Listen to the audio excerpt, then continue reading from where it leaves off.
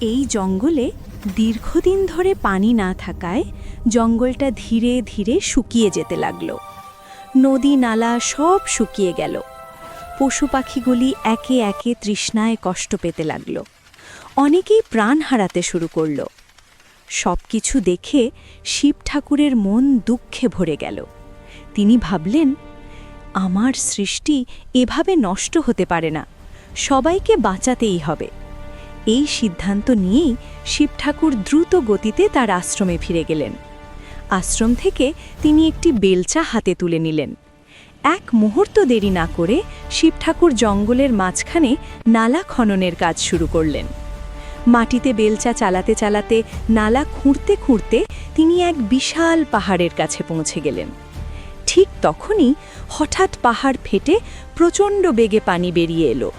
ঝর্ণার মতো সেই পানি নালার ভেতর দিয়ে ছুটে চলল জঙ্গলের দিকে।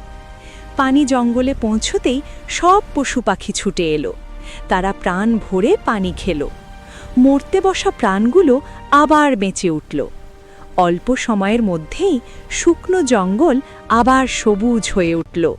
গাছে গাছে পাতা গজালো, পাখিরা ডানা মেলে উঠতে লাগল। খুশিতে পশু পাখিগুলি নালার পানিতে নেমে হাসতে খেলতে গোসল করতে লাগল।